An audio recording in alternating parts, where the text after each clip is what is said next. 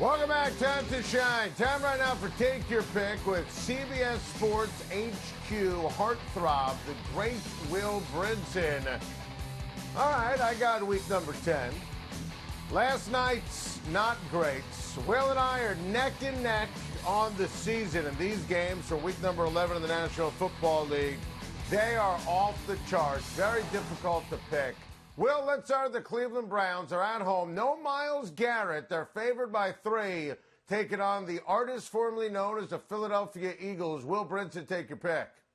Yeah, not a pretty game here. Even the uniform combination feels like it could be a little ugly, like green and brown. That doesn't go together very nicely. But I will take the Philadelphia Eagles here. I think they're going to win outright. The Myles Garrett thing is a huge deal, Adam. I mean, this is a potential defensive player of the year who's going to miss a game because of COVID-19.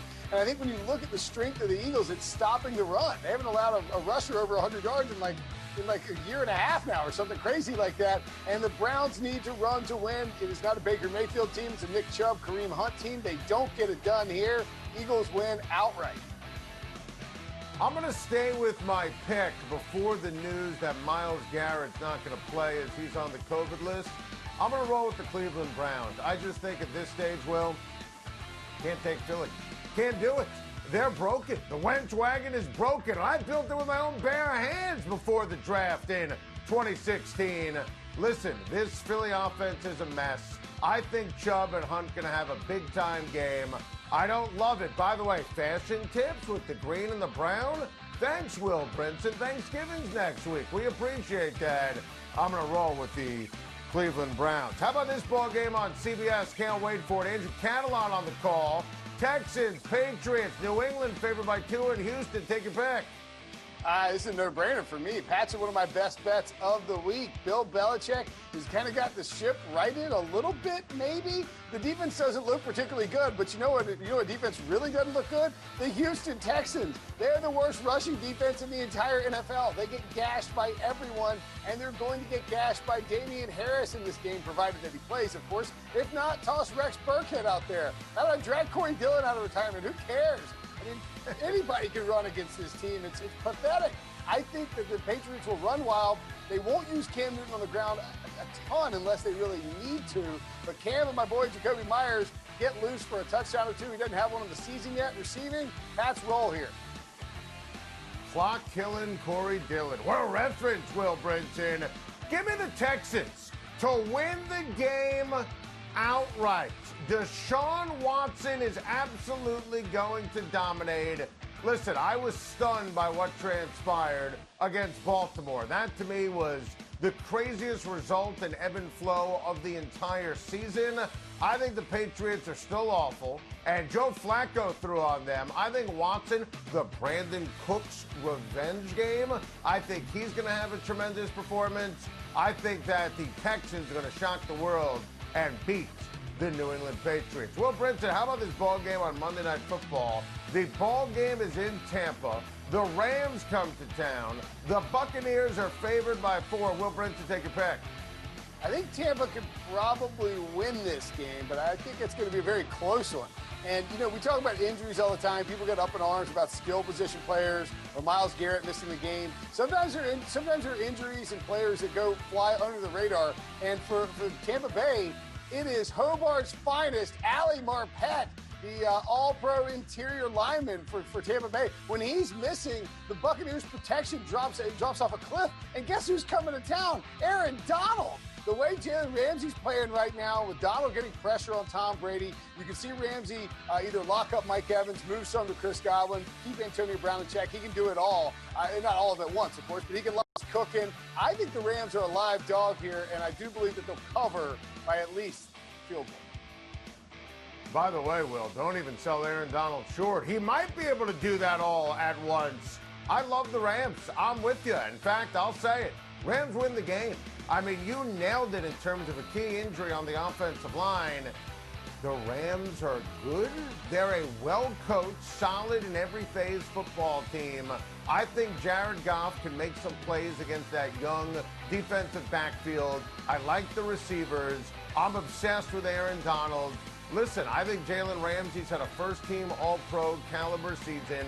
I think Sean McVay is a better coach than Bruce Arians. I'm going to roll here with the Rams to win the game.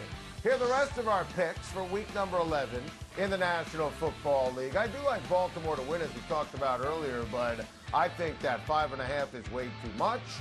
Will Brinson taking the Jaguars with the points. All right, Will Brinson, I see what you're doing there. We both have the Saints. We disagree on Washington and Cincinnati. We're both going to roll with the Miami Dolphins. I can't believe that spread is only 3.5. I already hate myself for picking the Chargers. I really do. I mean, did you see Justin Herbert's haircut? And LA always finds a way to somehow keep it close and foul it up. We're sharing a brain on the rest of the selections for week number 11. Will, as always, unbelievable stuff. We'll be watching you on CBS Sports HQ, as always. But wait, there's more. Next. The Seattle Seahawks beat the Arizona Cardinals with defense last night, and it's kind of a huge deal. Seattle did a brilliant job stuffing the run. Seattle flummoxed the previously unflappable Kyler Murray. And this was Seattle's best defensive performance of the campaign without question. Carlos Dunlap, we told you that was a great deal by John Schneider, stealing him from Cincinnati before the deadline. He was all over the football field. He had basically the walk-off sack at the end. He just rocked Kyler Murray. And now Seattle is 7-3. They are in first place. Obviously, you got to wait and see what the Rams do when you take a look at Monday Night Football. But let's be crystal clear.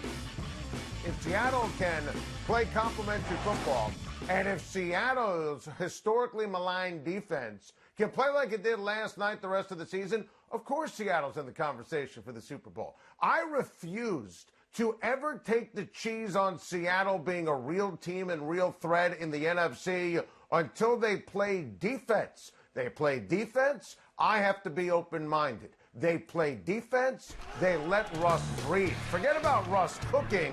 Russ could breathe. That is a huge deal. This was not an MVP caliber performance. I hope Russ takes this as a compliment, but he was an on-point, see that throw to Tyler Lockett, game manager, an efficient winner. There was great balance last night on offense. I mean, no Chris Carson, no problem. Carlos Hyde had a good night. That's Carlos Hyde. Bo Scarborough ran the ball effectively. And if you can get backups and second teamers and third stringers running the football, then Russ can finally breathe and cook. And listen, that's what great teams do. They pounce, they capitalize. The schedule is ridiculously easy. They're 7-3. I mean, look at that. They got the Eagles, the Giants, and the Jets, and the football team before they take on Rams on Christmas weekend. And then the artist formerly known as the San Francisco 49ers. Look, now we can finally have the conversation. I've been a skeptic. I've been a critic. I don't regret a minute of anything I've ever said in the past about Seattle's defense. And I do want to see them do it again and again and again. They've been historically inept. But last night's was a huge, huge deal. Patrick Mahomes is ready to go, and he's going to light up the Raiders on Sunday night. I can't wait for it. Andy Reid, an Andy Reid coach team, an Andy Reid offense, historically dominance off the bye. Oh, by the way, Patrick Mahomes and the Chiefs not happy that the Raiders celebrated the Vegas win in Arrowhead, taking that victory lap in the bus around the stadium. So you're going to have a motivated, dominant Patrick Mahomes, by the way, in prime time, so he can really stamp and cement his ability to be the front runner and eventually win another MVP. I think that Hill's going to have an unbelievable game. I think Kelsey's going to have an unbelievable game.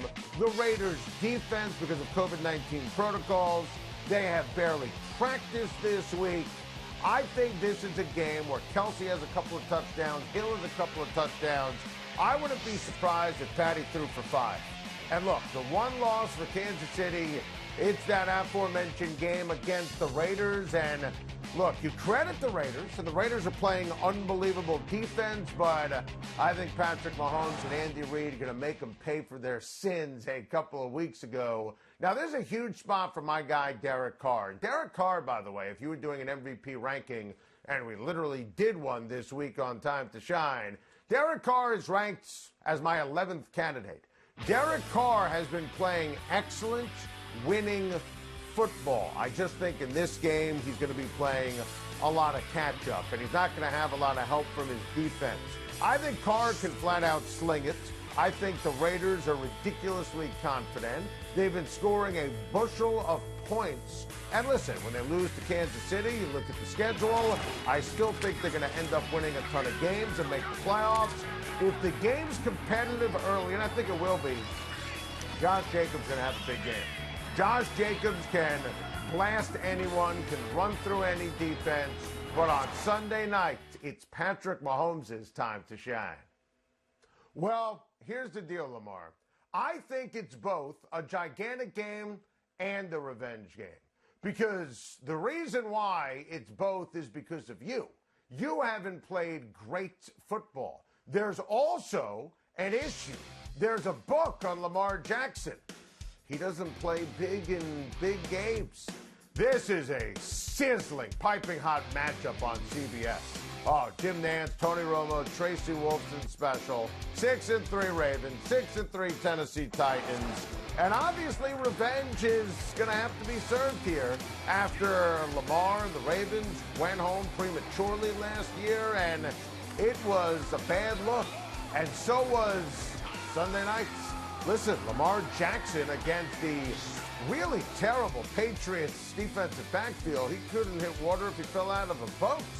And, I mean, look at the touchdown to interception ratio. Look at the yards per game. The line, Ronnie Stanley's hurt. He has not played well. So this is kind of a big deal here. And you saw the playoff picture. Listen, the Baltimore Ravens, I can't believe I'm saying it. I thought they'd make the championship game before the season started and lose to Kansas City. They need this win before the Steeler game, or else they're going to be behind the 8 ball here. Now, they do have a very winnable schedule down the stretch of the season. The Cleveland game would scare me, but they'll beat the Cowboys, the Jags, the Giants, and the Cincinnati Bengals. But listen, I think Baltimore can and will win on Sunday. I think Baltimore still has a shot against Pittsburgh. I mean, that first game came down to the wire. I still believe in Lamar Jackson and the Baltimore Ravens. What they need internally for Lamar Jackson to give the Baltimore Ravens and their fans reasons to believe again in big spots. That's why it's a gigantic game. That's why it's a revenge game. That's why it's another show-me game for Lamar Jackson. Thank you for watching. Please like and subscribe, and don't forget to hit the bell for more videos.